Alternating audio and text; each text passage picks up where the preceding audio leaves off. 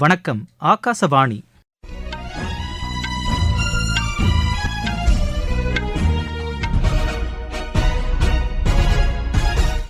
செய்திகள் வாசிப்பவர் கோபிநாத். தலைப்புச் செய்திகள்.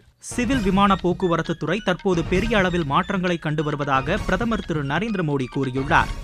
மார்க்சிஸ்ட் கம்யூனிஸ்ட் கட்சியின் பொதுச் செயலாளர் சீதாராம் யெச்சூரியின் மறைவுக்கு தலைவர்கள் பலர் இரங்கல் தெரிவித்துள்ளனர். ஏழை மக்களுக்கு இலவச உணவு தானியம் வழங்கும் திட்டத்திற்காக நடப்பு நிதியாண்டில் 96,041 கோடி ரூபாய் உணவு கழகத்திற்கு விடுவிக்கப்பட்டிருப்பதாக மத்திய அரசு கூறியுள்ளது. உள்நாட்டிலேயே வடிவமைக்கப்பட்ட குறுகிய தூர இலக்கினை தாக்கும் திறன் கொண்ட ஏவுகணை இன்று வெற்றிகரமாக சோதித்து பார்க்கப்பட்டது. தெற்காசிய ஜூனியர் தடகள சாம்பியன் போட்டியில் இந்தியாவின் ஜிதின் அர்ஜுனன், அனிஷா மற்றும் உன்னத்தி ஐயப்பா தங்கப்பதக்கம் வென்றனர். இனி விரிவான செய்திகள். சிவில் விமான போக்குவரத்து துறை தற்போது பெரிய அளவில் மாற்றங்களை கண்டு வருவதாக பிரதமர் திரு நரேந்திர மோடி கூறியுள்ளார். புதுதில்லியில் நடைபெற்ற ஆசிய பசிபிக் விமான போக்குவரத்து துறை அமைச்சர்கள் மாநாட்டில் கலந்து கொண்டு அவர் உரையாற்றினார். மக்கள் எளிதாக பயணங்களை மேற்கொள்வதற்கு இந்த மாற்றங்கள் உதவிடும் என்றும் பிரதமர் கூறினார். மார்க்சிஸ்ட் கம்யூனிஸ்ட் கட்சியின் பொதுச் செயலாளர் சீதாராம் யெச்சூரியின் மறைவுக்கு தலைவர்கள் பலர் இரங்கல் தெரிவித்துள்ளனர். குடியரசுத் தலைவர் திருமதி திரௌபதி முர்மு விடுத்துள்ள இரங்கல் செய்தியில், மாணவ தலைவராக அரசியல் பயணத்தை தொடங்கி தேசிய அரசியலில் மிகப்பெரிய தாக்கத்தை ஏற்படுத்தியவர் என்று புகழாரம் சூட்டியுள்ளார். கட்சி பாகுபாடின்றி அனைவரிடமும் நட்புணர்வுடன் பழகக்கூடிய பண்பாளர் என்றும் அவர் தெரிவித்துள்ளார். நாடாளுமன்றத்தில் சிறப்பாக பணியாற்றியவர் என்றும் அவரது மறைவுக்கு ஆழ்ந்த இரங்கலை தெரிவித்துக் கொள்வதாகவும் திருமதி திரௌபதி முர்மு கூறியுள்ளார். சிறந்த நாடாளுமன்ற உறுப்பினராக செயல்பட்ட சீதாராம் யெச்சூரியின் மறைவு தமக்கு மிகுந்த மனவேதனையை ஏற்படுத்தியுள்ளதாக பிரதமர் திரு நரேந்திர மோடி தெரிவித்துள்ளார்.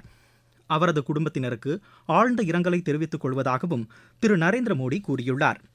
இடதுசாரி இயக்கத்திற்கு ஏற்பட்ட பேரிழப்பு இது என்று இந்திய கம்யூனிஸ்ட் கட்சியின் பொதுச் செயலாளர் திரு டி ராஜா கூறியுள்ளார். பல்வேறு பிரச்சினைகளில் சீதாராம் யெச்சூரியுடன் இணைந்து பணியாற்றியுள்ளதாகவும் இடதுசாரிகளின் ஒற்றுமைக்காக அவருடன் இணைந்து பாடுபட்டதாக அவர் தெரிவித்துள்ளார். மாணவர் பருவத்திலிருந்து அவருடன் இணைந்து பணியாற்றதை மறக்க இயலாது என்றும் திரு டி ராஜா கூறியுள்ளார். காங்கிரஸ் தலைவர் திரு மல்லிகார்ஜுன கார்கே, மக்களவை எதிர்க்கட்சித் தலைவர் திரு ராகுல் காந்தி, தமிழக முதலமைச்சர் திரு மு க ஸ்டாலின் மற்றும் பல்வேறு அரசியல் கட்சிகளின் தலைவர்கள் சீதாராம் யெச்சூரியின் மறைவுக்கு இரங்கல் தெரிவித்துள்ளனர். 72 வயதான சீதாராம் யெச்சூரி சுவாச கோளாறு காரணமாக பாதிக்கப்பட்டு புதுதில்லி எய்ம்ஸ் மருத்துவமனையில் அனுமதிக்கப்பட்டு கடந்த சில தினங்களாக சிகிச்சை பெற்று வந்த நிலையில் இன்று பிற்பகல் 3 மணியளவில் உயிரிழந்தார். பொதுமக்கள் அஞ்சலி செலுத்துவதற்காக சீதாராம் யெச்சூரியின் உடல் புதுதில்லியில் உள்ள கட்சியின் தலைமை அலுவலகத்தில் நாளை மறுநாள் காலை 11 மணி முதல் பிற்பகல் 3 மணி வரை வைக்கப்படும் என்று அறிவிக்கப்பட்டுள்ளது. அதன் பின்னர் சீதாராம் யெச்சூரியின் விருப்பத்தின்படி அவரது உடல் மருத்துவ ஆராய்ச்சி பணிகளுக்காக எய்ம்ஸ் மருத்துவமனைக்கு வழங்கப்படுகிறது. ஏழை மக்களுக்கு இலவச உணவு தானியம் வழங்கும் திட்டத்திற்காக நடப்பு நிதியாண்டில் 96,041 கோடி ரூபாய் உணவு கழகத்திற்கு விடுவிக்கப்பட்டிருப்பதாக மத்திய அமைச்சர் திரு பிரல்ஹாத் ஜோஷி கூறியுள்ளார். சமூக வலைதளத்தில் இதனை தெரிவித்துள்ள அவர், இதில் 2,500 கோடி ரூபாய் கடந்த திங்கட்கிழமை விடுவிக்கப்பட்டுள்ளதாக தெரிவித்துள்ளார்.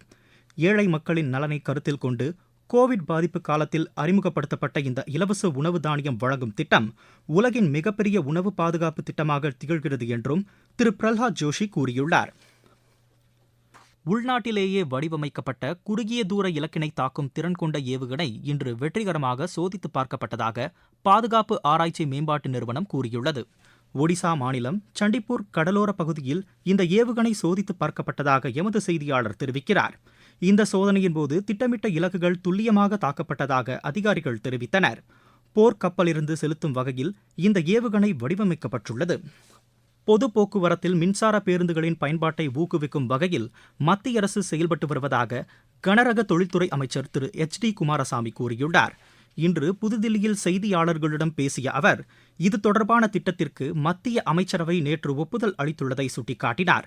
3,435 கோடி ரூபாய் செலவில் இந்த திட்டம் செயல்படுத்தப்படவுள்ளதாக அவர் தெரிவித்தார்.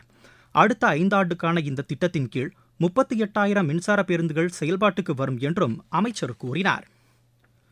தொழிற்கல்வி பயில்வதை எளிதாக்கும் வகையில் மத்திய அரசின் திறன் மேம்பாட்டுத் துறையின் கீழ் செயல்படும் தேசிய பயிற்றுவிப்பு ஊடக நிறுவனத்தின் காணொலிகள் தமிழில் கிடைப்பதற்கு ஏதுவாக யூடியூப் அலவரிசை ஒன்று தொடங்கியுள்ளது. தொழிற்பயிற்சி தொடர்பான அனைத்து அம்சங்களையும் இந்த அலைவரிசையில் இலவசமாக பெற்று பயனடையலாம் என்று மத்திய அரசின் செய்திக்குறிப்பு தெரிவிக்கிறது. தொழில் பயிற்சி பாடங்கள் தமிழ் மொழியில் இதில் இடம்பெற்றுள்ளதாகவும் அதில் குறிப்பிடப்பட்டுள்ளது. நீங்கள் கேட்டுக்கொண்டிருப்பது ஆகாசவாணியின் செய்தி அறிக்கை. புதிய குற்றவியல் சட்டங்களின் சிறப்பு அம்சங்கள். இந்த புதிய சட்டங்கள் நீதியில் மட்டுமே கவனம் செலுத்துகிறதே தவிர தண்டனையில் அல்ல. பயங்கரவாத செயல் வரையறுக்கப்பட்டுள்ளது. சிறார்களுக்கு எதிரான குற்றச் செயல்களில் ஈடுபடுவோரை கடுமையாக தண்டிக்கும் சட்ட பிரிவுகள். 7 ஆண்டுகள் அல்லது அதற்கு மேற்பட்ட தண்டனைக்கான வழக்குகளில் தடயவியல் விசாரணை கட்டாயமாக்கப்பட்டுள்ளது. கைது செய்யப்பட்ட நபர் எல்லை வரையறையின்றி எந்த ஒரு நீதிபதி முன்பும் ஆஜர்படுத்தும் முறை.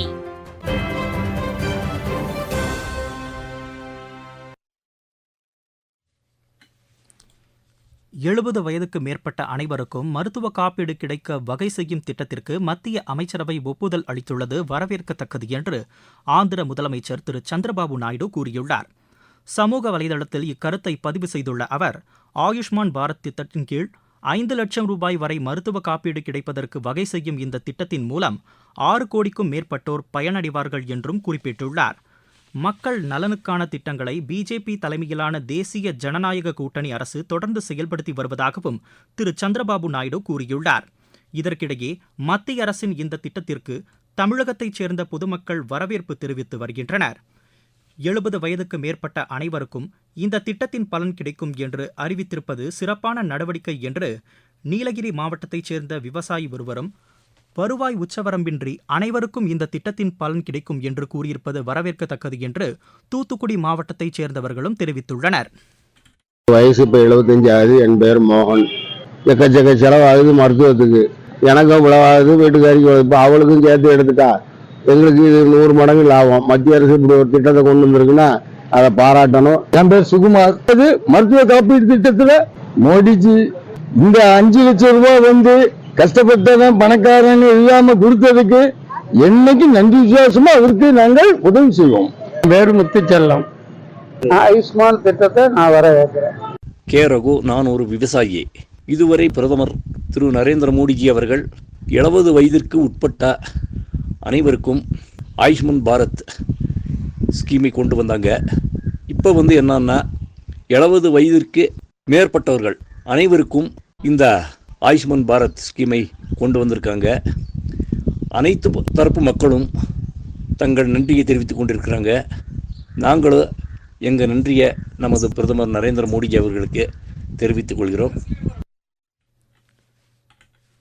ஹரியானா சட்டப்பேரவைக்கு அடுத்த மாதம் 5ஆம் தேதி நடைபெறவுள்ள தேர்தலுக்கான வேட்புமனு தாக்கல் இன்று நிறைவடைந்தது. மனுக்கள் மீதான பரிசீலனை நாளை நடைபெறவுள்ளது.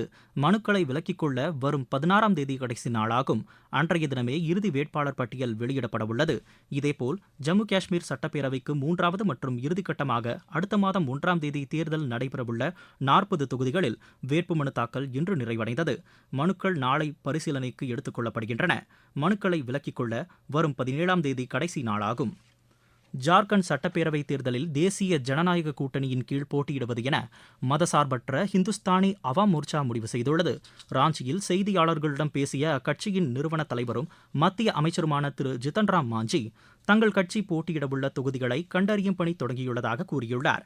ஜார்க்கண்டில் ஹேமந்த் சோரன் அரசு மீது மக்கள் அதிருப்தியில் இருப்பதாகவும் அவர் தெரிவித்தார். இதற்கிடையே மக்கள் நலனுக்கான பல்வேறு திட்டங்களை ஜார்க்கண்ட் முக்தி மோர்ச்சா அரசு நிறைவேற்றியிருப்பதாக அம்மாநில முதலமைச்சர் திரு ஹேமந்த் சோரன் கூறியுள்ளார். தெற்காசிய ஜூனியர் தடகள சாம்பியன் போட்டியில் இந்தியா இன்று 3 தங்கம் 3 வெள்ளிப்பதக்கம் வென்றது. சென்னையில் நடைபெற்று வரும் இப்போட்டியின் ஆடவர் நீளம் தாண்டுதல் பிரிவில் ஜிதின் அர்ஜுனன் தங்கப்பதக்கம் வென்றார். மகளிர் வட்டு எறிதலில் அனிஷா தங்கப்பதக்கத்தையும் அமனத் காம்போஜ் வெள்ளிப்பதக்கத்தையும் வென்றனர். மகளிர் 100 மீட்டர் தடை ஓட்டத்தில் உன்னதி ஐயப்பா தங்கப்பதக்கத்தையும் சவிதா டோப்போ வெள்ளிப்பதக்கத்தையும் வென்றனர். ஆடவர் 110 மீட்டர் தடை ஓட்டத்தில் நயன் பிரதீப் சார்தே வெள்ளிப்பதக்கத்தை கைப்பற்றினார். மீண்டும் தலைப்புச் செய்திகள். சிவில் விமான போக்குவரத்து துறை தற்போது பெரிய அளவில் மாற்றங்களை கண்டு வருவதாக பிரதமர் திரு நரேந்திர மோடி கூறியுள்ளார். மார்க்சிஸ்ட் கம்யூனிஸ்ட் கட்சியின் பொதுச் செயலாளர் சீதாராம் யெச்சூரியின் மறைவுக்கு தலைவர்கள் பலர் இரங்கல் தெரிவித்துள்ளனர். ஏழை மக்களுக்கு இலவச உணவு தானியம் வழங்கும் திட்டத்திற்காக நடப்பு நிதியாண்டில் 96,041 கோடி ரூபாய் உணவுக் கழகத்திற்கு விடுவிக்கப்பட்டிருப்பதாக மத்திய அரசு கூறியுள்ளது.